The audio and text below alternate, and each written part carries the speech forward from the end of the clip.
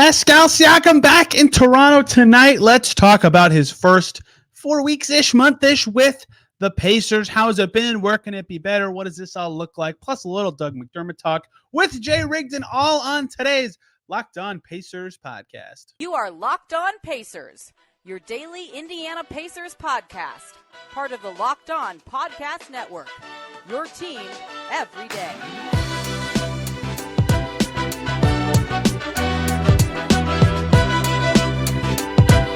What up, y'all? Happy Wednesday, and welcome into another edition of the Locked On Pacers podcast, where we, of course, talk about the Indiana Pacers. As always, my name's Tony East. I cover the team for Forbes and SI, and today, a lot to dive into. Pascal Siakam back in Toronto, Bruce Brown, Jordan Nwora on the other side, and it's been almost exactly 4 weeks since the trade. Pacers won't play after this game for over a week. So let's take stock of what we'll call the first month of the Pascal Siakam with the Pacers experience. All the numbers, all the good and the bad of it. What does it mean going forward? How can they be a little better with Siakam on the team? Jay Rigdon from the Fried Egg and friend of the pod is going to join us to talk all things Pascal Siakam and his fit with the Pacers. And in the spirit of talking about a traded player, a little bit of Doug McDermott talk at the end. Lots to cover today ahead of Pacers Raptors. A lot of Pascal Siakam.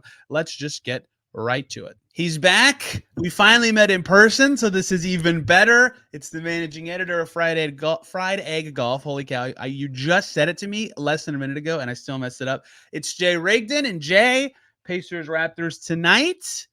Bruce Brown and Jordan Nwora against the Pacers. Not really too, Pacers celebs or anything, but still a thing. Pascal Siakam in Toronto, that will be a thing. It's going to be quite the game in Toronto. So we will talk a lot about Pascal Siakam's first 4 weeks would be tomorrow. They don't play again after. It's Tuesday for us talking. They don't play again for another week after that. So we'll say first month. Let's say Siakam's first month with the Pacers. How are you, especially after the Pacers did something resembling basketball on Monday night? Yeah, I'm good, Tony. It was good to meet you in person for the first time. That was a lot of fun. And the Monday night game wasn't ideal. It's never a good fandom moment when your team loses that game in that fashion too. Very frustrating. But yeah, other than that, I'm doing well. How are you doing? Sometimes I like to sit on Twitter after those games, see what people are saying. Try to see what people I don't need to take seriously anymore because they just go way over the top from one loss. But I immediately left Twitter that time to do my research project of which team has the most losses to the bottom 5 teams.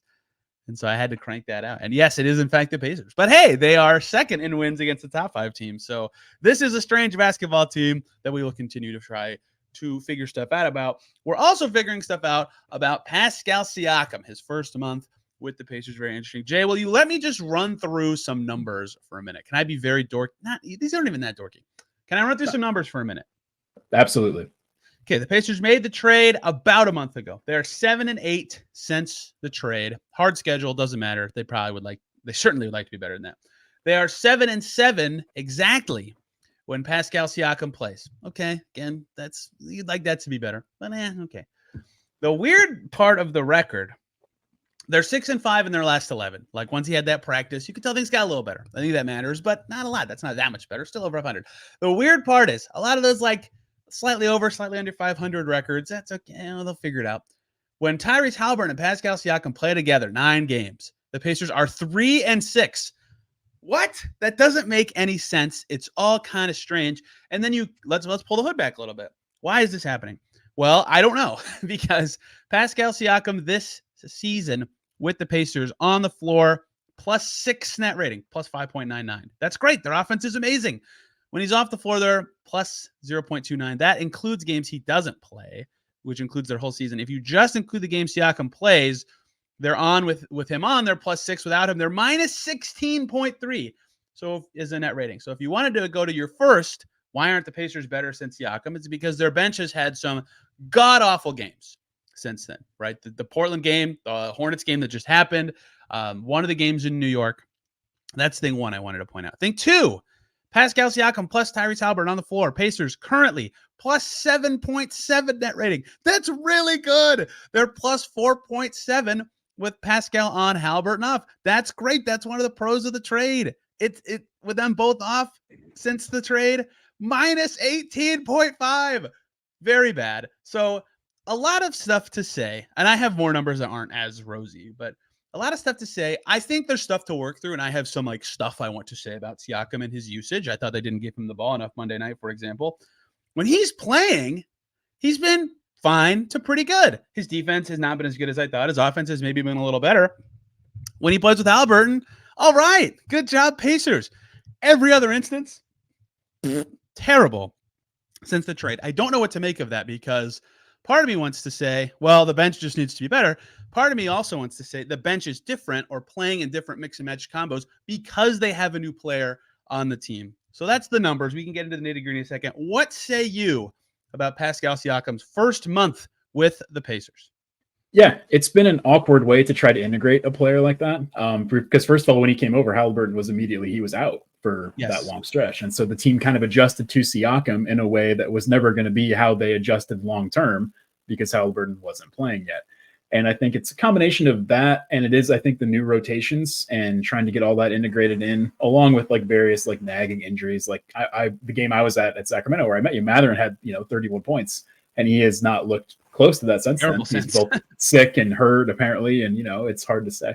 Like, I kind of feel right now, my main takeaway is that I don't think any team has ever needed the All-Star break more than this Pacers team right now. I think that's kind of what I'm hoping is a bit of a reset period. And I think it's just hard to, like, Siakam is a unique player. I think he fits well in theory with what they're trying to do. There's a reason they acquired him, but I think, in practice, that's going to take a while sometimes. And I think we're kind of seeing that kind of hit in different spots right now. I agree with that. And you could tell, like, he practiced once and they were like, oh, okay, we get it. On the other hand, I'm kind of like, he's good enough that I'm almost like, it shouldn't matter that much, right? Like, at some point, it's just like, this guy's so good that clunkiness shouldn't matter this much. And so that's kind of where I wanted to, like, really think about the Pacers and how they play. So Siakam's had a couple games hitting threes. That doesn't matter that much to me. He just...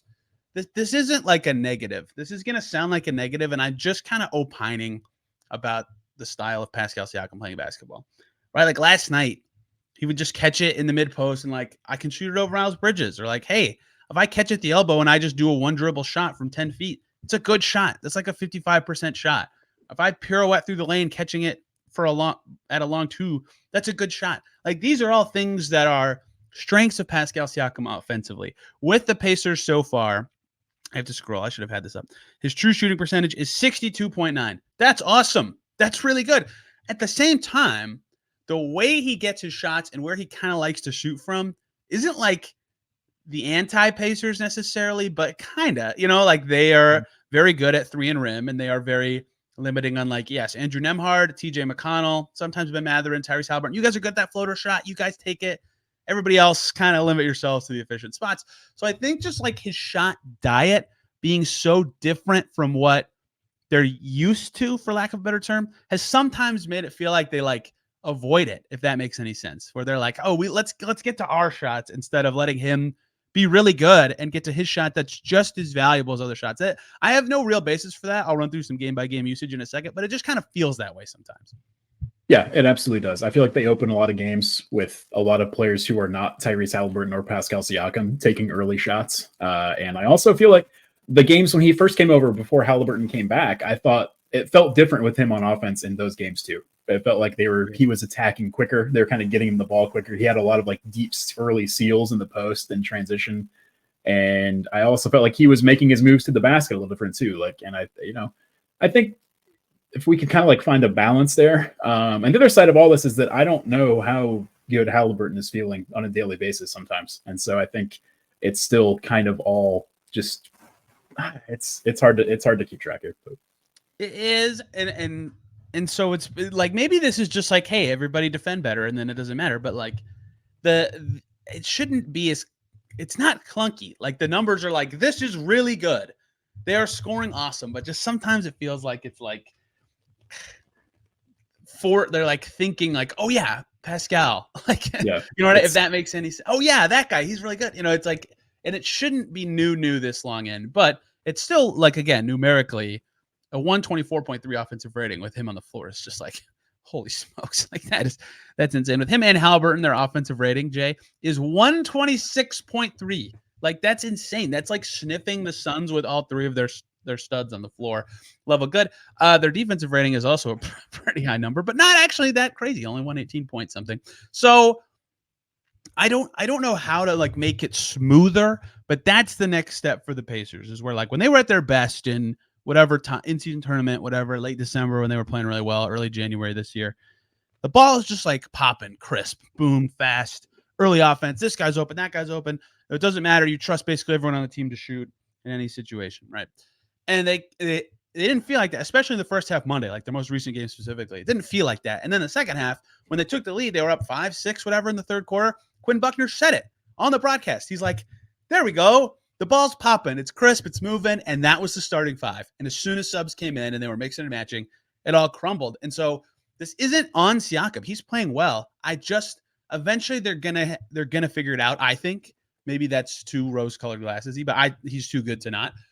But right now it's like 80 to 90% of where it needs to be to just be free-flowing, keep it moving, and be constantly threatening, because they've had too many just like, well, we don't have our starting five out there. We're thinking too much. We're not as ball popping. We're not as Pacers-y, if that makes any sense.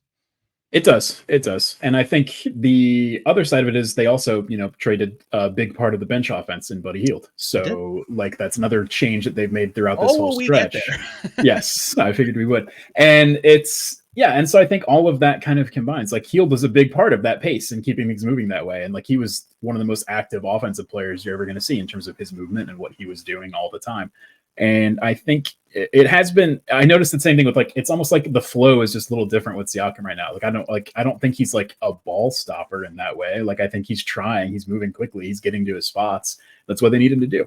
But I think the overall pace has been different. It's kind of seems like I've seen them throw the ball out of bounds so much more in the last few weeks, I thought, than the entire rest of the season, which to me says that like people don't know where everyone else is right now yet. And so I'm not saying that's an excuse. They should probably know that by now, but I think it's just kind of telling. What up, y'all? Have to take a little break here to talk to you about our lovely friends over at Hungry Root. Grocery shopping and meal planning for specific dietary needs or preferences can be challenging. If this applies to you or someone you know, you have got to try Hungry Root. If you've got an anti-inflammatory diet, high protein, all of these can be accomplished with Hungry Root. What exactly is Hungry Root? It's our partner in healthy living. It's the easiest way to get fresh, high-quality groceries and simple, healthy recipes delivered to your door. You just take a fun, short quiz. Hungry Root will get to know your personal health goals, what you like to eat, kitchen appliances you use, all that, and they will recommend recipes and groceries based on your personal taste, and each order is fully customizable. You can take their suggestions or choose anything you want. Everything from Hungry Root follows a simple standard. It's got to taste good, be quick to make, and contain whole, trusted ingredients. Save hours of planning, shopping, and cooking with Hungry Root, which delivers food you'll love. Right now, Hungry Root is offering Locked On Pacers listeners 40% off your first delivery and free veggies for life. Just go to hungryroot.com/lockdown to get 40% off your first delivery and get your free veggies. That's hungryroot.com/lockdown. Don't forget to use our link so they know that we sent you. So they've played 15 games since the trade, which is great because NBA.com lets you sort by last 15 games. The Pacers, the pace team, their pace is in their name, are 9th in pace since then. That's like still fast, but not what you think of when you think of the Pacers, certainly. For the season now, including my computer decided, no stats for you. Okay, there we go. The whole season, including the time before that, they're second, right? Only the Wizards are faster. So clearly slower, to your point. I think that makes sense. And you nailed another thing I wanted to get to. I am not saying anything by this 201-minute sample that did happen to exist before the trade deadline. But the Pacers did play 201 minutes with Buddy Hield and Pascal Siakam on the floor. Buddy Hield started, and sometimes that was the wrong choice, but they still did it. Their offensive rating with Hield plus Siakam, regardless of the other three players, was 129.8. Woo-hoo! That is breaking the graphs. Like, people can't post graphics of that. It's so high. Their defense was awful. It was 122, but it's still a +8 net rating almost. Like, they were just destroying teams. And so that maybe is part of the very recent adjustment. Losing to Golden State pathetically last Thursday, losing to the Hornets, which in general is just pathetic in general. They did beat the Knicks in the middle of that, but it hasn't been awesome since that either. And that was an effective thing. Even when he was coming off the bench, he came in early in the games or played a good amount. Like he played 25 minutes in the last game before he was ultimately dealt or something like that. So that is also a factor, is that they lost a player in that rotation that didn't make it so clunky, where now McDermott's playing only in first halves and Mathurin is not looking good in whatever his current role is. I'll pull up his game log in a second, but that all also factors into this. Yeah. And so when the Pacers have an entire offensive system built around like kind of being able to know where everyone else is at any given point, speed, random, yeah. Yes, exactly. It's, it's gonna change things. Now, again, I'm not saying that's an excuse. Like they should probably be able to figure it out, and the numbers say that it's actually not that bad. But I think it feels much streakier now, and it feels like the lows are much lower with the offense. Whereas before, I felt like the lows were always on the defensive end. Like the offense was very consistent game to game. They were going to go out there and score, with like very few exceptions. But now I feel like the offense, like being able to be broken like it was, like the Charlotte game specifically, like I'm sure it's a combination of a lot of factors, but I mean, at certain points, like I wanted them to bring in TJ McConnell just to go ISO because that was the only offense I felt any kind of reliability about at times. Like, it is really strange, isn't it? And it's strange too that they've had these low scoring games with a bananas offensive rating with Siakam playing. That kind of underscores how bad their bench has been, right? They win that Kings game right after the trade without Siakam playing because their bench was like, holy cow, unbelievably good. And then in Portland, Haliburton and Siakam, awesome. They only scored 115. In Phoenix, 110. Denver, 109. This is all since the Raptors trade. Knicks, 105. They could have won that game. They only gave up 109, right? 109 against Golden State last week. 102 Monday, right? That's almost half their games in that stretch where it's like, that's it? That's all the Pacers scored? And they were like going from first to like sixth-ish in offense when they really made those adjustments to be more defensive focused and bigger and all that. But they were playing defense pretty well. They're not anymore. It's gotten a little worse. 131 against Golden State, 129 against Houston, 133 against Sacramento, 129 at Boston, 131 against the Sun. You get it. I don't need to keep doing this. So maybe we're overthinking this. Maybe Siakam's been awesome, and this tiny 10% improvement on offense would be nice, but maybe they just need a guard and have their bench be better. Like Mathurin specifically, some people wrote this. Bob Kraft was asking all these questions after the trade about this upcoming change for Mathurin and his role and all this stuff. And I don't think it's going to change as much as has been let on, but he is more important now without Buddy Hield with the reserves. And in the 3 games since the trade deadline, he has a total of 15 points, and he's made 4 out of 21 shots. That's not very good. He's got to be better, right? So there's a lot of layers to this that on one hand, I'm like, yeah, if they can figure this stuff out, they'll look a little better. On the other hand, it's like, they just defended a little bit better and their bench was 10% better. Maybe they're 10-5 since this trade. Who knows? They have a lot of close games in there. Yeah, the margins are very thin. I think we're also seeing the importance of Jalen Smith as a bench backup 5 who can shoot and hit shots that way. I think that kind of keeps things a little more stable between the bench and the starting lineups in terms of how they play. And so I think that's also been kind of a big absence. I agree. Even though they did win in New York without him, he's a good player, right? Like having him is better than not. Siakam shooting from certain distances with the Pacers is just mind blowing, right? 3 to 10 feet, so like in the lane, floater range, 56%. That would be a career high for him. I don't expect that to remain that high, but insane. 60% from 10 to 16 feet, and he's been routinely high 40s, low 50s from there. That's insane. Long twos, 53%. So some of these numbers will probably dip, right? Which is something the Pacers will also have to work into their analysis going forward, is like these shots that Siakam's been drilling that are sort of, not anti-Pacers or not stuff he's routinely good at. He's also at his second lowest ever percentage at the rim. You can expect that to go up, and those are shots they should be trying to get him as often as possible. So how much because he shoots a lot more at the rim than those other distances. In fact, career high right now, 33.6% of his shots coming at the rim. Actually, that's not true. He was a little better than that in his first and second seasons. All that to say, a lot of I'm on a numbers kick. People are going to be like, bro, get out of the spreadsheets. Like, part of me thinks get him the ball. Part of me also thinks try to find him a way to get more to the rim. Like his first basket as a Pacer was this like Haliburton passed him the ball and was like pointing at him to go around the Myles Turner screen. I'll never forget it. They did that last night again against Charlotte. And there's like still a moment where Siakam's looking at Tyrese Haliburton, like ready to pass it back to him. Just go to the rim, go to the basket. So his percentages are good. I think he will be able to get those shots, especially the way that teams defend the Pacers. His percentages can be higher than they were in Toronto, but Get to the rim, Pascal Siakam. And I think he's been good, but a lot of the numbers are just really interesting to kind of parse through and figure out how this time has gone so far.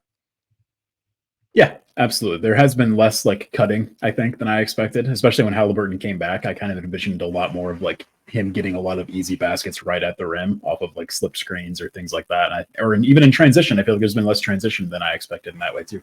I agree. But again, part of that is also Haliburton has been hit or miss health wise too, that whole stretch. So like it's hard to kind of separate that for me in terms of like what's the finished product going to look like for this team, like once they kind of get a little more integrated. But at the same time, like, you know, Siakam's also impressed me in a lot of ways. Like his ability to get his own shot that way, the way he can, is like unmatched on the team, I think, at this point. And his outside shooting has also been impressive. I know he's getting a lot of wide open looks because of Tyrese Haliburton, occasionally going off the backboard to himself to create said wide open looks. But like all those threes he's taking don't feel like, you know, they're not bad shots. He's getting wide open looks and he's taking them and he's hitting them at a rate that's been solid to good. So I think that's encouraging as well. Here's something I'll be curious about too when it comes to Siakam's numbers. Do you know the last time in his career he took fewer than 3.7 free throw attempts per game? No. That'd be his second season in the NBA. So maybe this is, again, about this. Every Pacers fan just rolled their eyes to the back of their brain. Maybe this is about the shots he's taking. Maybe this is about what I just said. Go to the rim, get to the basket. Maybe it's about his usage, and that's the last thing I want to talk about before we move on to McDermott. But I expect that will raise somewhat from 3.7. Like even his third year, like the year he won Most Improved Player, it was higher than this. So I expect that number will go up a little bit as well. So there are reasons to think his efficiency to this point, being at 63% true shooting, is a little fluky because he's just drilling every mid-range shot. I don't think that'll last forever. There are also reasons to say, hey, he's going to get open threes with the Pacers in a way he couldn't with the Raptors. We've already seen that. He's going to get to the foul line. He should get to the foul line more. And if he just gets a little bit better finishing at the rim, where he's shown through his entire career, he's like 70+% all the time, maybe he can stabilize at like 61, 62. And if that comes with the bench and defense improvement, or they just stop looking so like they're like thinking, then I think it'll be fine. But for now, they're a 500 team when he plays. And Durant. I just want to make sure you're going to dive back into the stats there for a while and more numbers there he needed. No, like I think so too. I'm encouraged by it still. I still feel like it was a good addition in that way. No doubt about that. Yeah, and so like I think it'll get better. I'm hoping it settles in, and I'm hoping that everything kind of comes together a little better here in the second half of the season.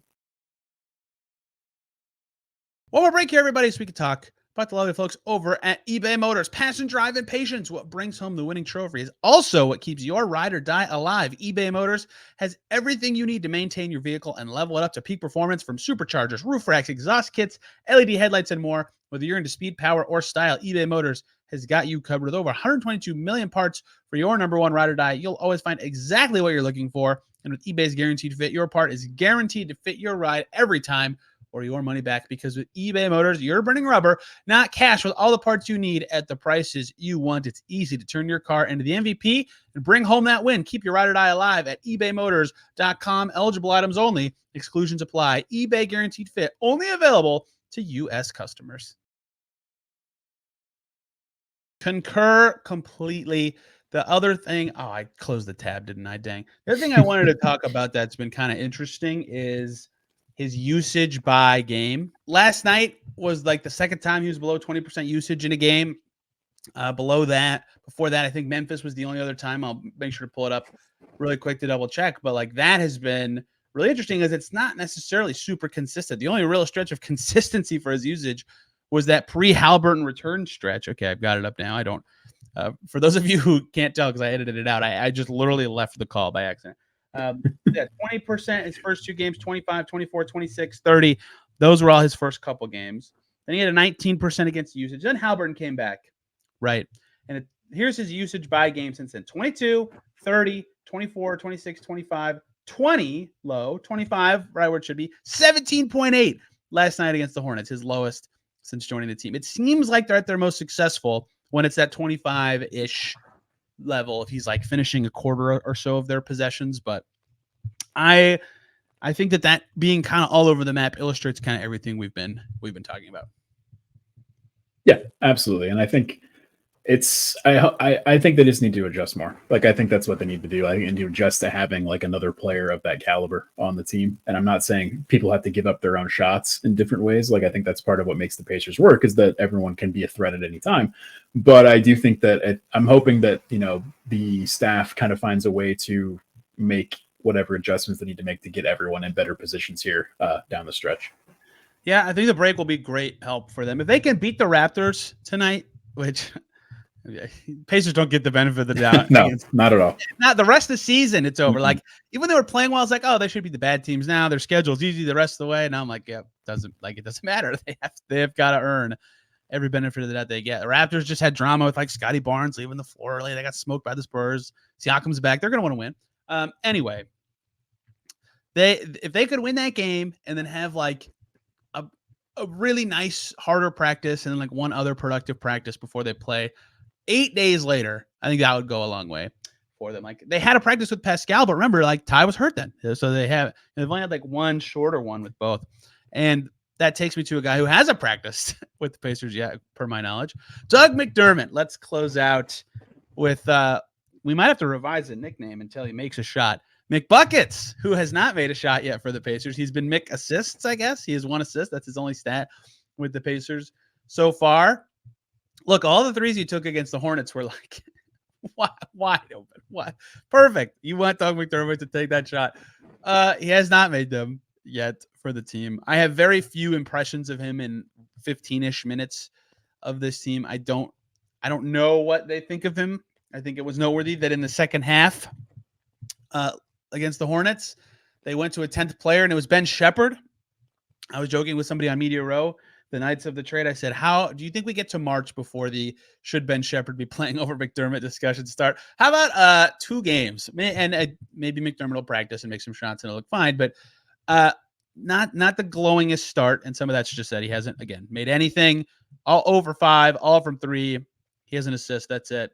Do you have any impressions of him? Does it even matter to you because it's only been 2 games and he hasn't practiced? Does it mean anything that they traded a shooter for a shooter and this guy has not been shooting? Like, where are you at on the Doug McDermott experience right now?